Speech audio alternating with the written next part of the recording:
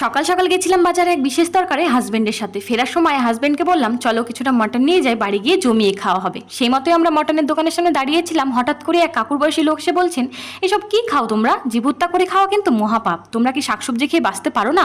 ভাবো তো, তোমাদের যদি এমন করে নৃশংসভাবে হত্যা করা হয় তবে তোমাদের কেমন লাগবে? এসব শুনে আমরা তো হতবাক হয়ে যাই। মনে মনে অনেক কিছুই আমরা জানি, তবে কেউ যদি সেটা মুখের ওপর বলে দেয় তবে কিন্তু খুব অপমান বোধ হয়। তাই ওনার কথার কোনো উত্তর না করে আমরা চুপচাপ বাড়ির দিকে রওনা দিই। পুরো রাস্তা আস্তে আস্তে হাজারো প্রশ্ন মনের মধ্যে আসে। আচ্ছা, আমরা যখন গাছ থেকে একটা ফল ছিঁড়ে খাই তবে কি গাছের কষ্ট হয় না? আচ্ছা, যদি আমরা এই খাসির মাংসটা নাই খেতাম তবে কি মানুষ নিঃস্বার্থের মতো খাসিগুলোকে খরচ করে বড় করতো? নাকি খাসি ছাগল জন্মানোর সাথে সাথে গলা টিপে মেরে ফেলতো? মানুষ তো বিক্রি করার সময় টাকা পাবে আশায় খাসিগুলোকে খেতে দিয়ে বড় করে।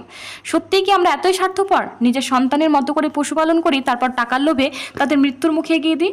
আর আমরা যদি এগুলো নাও করি তবে পৃথিবীটা কেমন ভাবে চলবে? আমি তো এর উত্তর জানি না। তোমাদের কি মন্তব্য কমেন্টে জানিও।